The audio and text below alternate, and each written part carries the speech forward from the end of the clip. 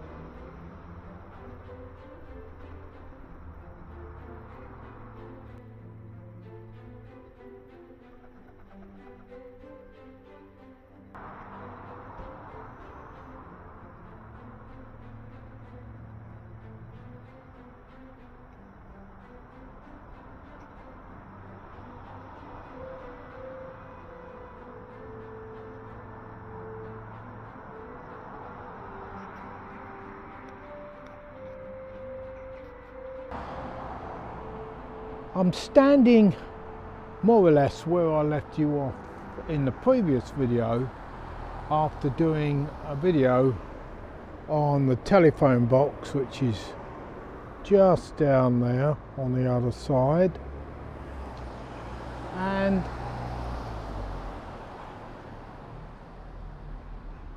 this in a way is connected because I left you with stamps and the telephone exchange. This is a post box. Now, in 2023, we've got a new king that is going to be crowned. This post box will probably be here for many years. I don't know whether we're going to get a new post box with the new king's insignia on it, but that's Queen Elizabeth's insignia, and I'm sure, pretty certain, we used to have post boxes in Coggeshall with Queen Victoria's insignia on. We must have done back in those days. There were post boxes with Queen Victoria's insignia on, and also other monarchs. But the purpose of this today is because where I'm standing now is important, because there's a huge connection with that post box. This corner I'm standing on, and I'm going to cross the road and show you where we are.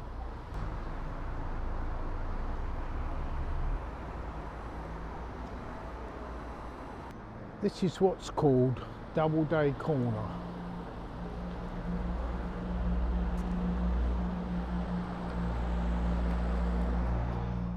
According to the Coggeshall Museum website, Henry Doubleday was born in 1810, the fourth of 8 children.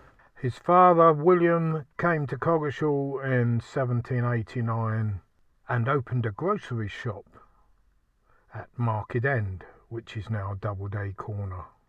The family were Quakers and members of the Quaker community in Coggeshall. And as Quakers, they prospered in many ways. Henry had a love of natural sciences. He developed a scientific and practical knowledge of plants and plant chemistry. Unsurprisingly, Henry had no interest in the family grocery business. His elder brother, William, was happy to take on when their father died. After the much affected suffering caused by the Irish famine, the potato blight, Henry tried to find a blight-resistant potato, and for many years searched any blighted fields for resistant plants. This led him to a strain he called the Berkshire kidney, which he grew for years, only to find that it too was swept away in a year when the blight was particularly rampant. Henry Doubleday, during the days of the first postage stamps, was trying to work out how to have a glue that solves all the postage stamp problems. The penny black, so some sources say, was the first self-adhesive postage stamp. It's a bit shady because there isn't much detail there other than a few sites saying that it is, but I've spoken to a stamp collector who said that the penny black that he encountered never had any sticky stuff on the back. But back in the day, people used to source some form of adhesive to stick their labels, which we call stamps now, they were labels back in those days, on the stamps. Henry Doubleday worked on finding a solution, and he did, using the gum of an acacia tree and some animal glue. He developed a glue which he patented that became sticky if wetted, usually if licked,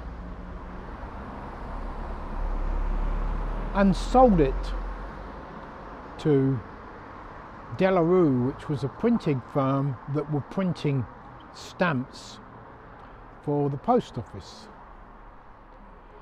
And Disley came out with the 4-penny carmine.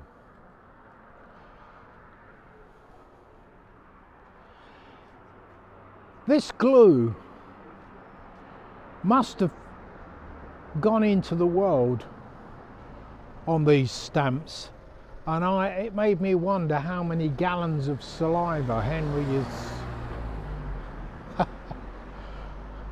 Henry is responsible for being put on these things. And there may have been other applications for this glue as well. I think at the back of the envelopes, possibly, but I don't know. But today, in this day and age, we've got proper self-adhesive stamps. In other words, they're sticky, they stick to a backing paper and you peel them off, and they're sticky when you buy them. They're sticky, they just peel off. But Henry's glue was dry in a dry way. When it was dry, it didn't stick to anything, and it was a proper invention. It was part of the inventiveness of the Victorian age, where humans were trying to solve problems. Sticking a stamp on an envelope, that's hardly a problem. Well, it was a problem for many people. The Doubleday family are quite an interesting family. It's full of history themselves, notable people, and they were Quakers. Amazing.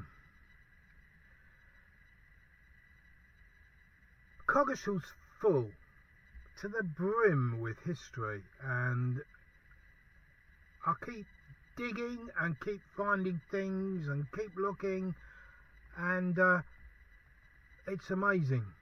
So thank you very much for sticking with me, and as always, if you don't mind, I'll stick it up there this time, and I will see you in the next video. Let's all hope and pray for a good year this year.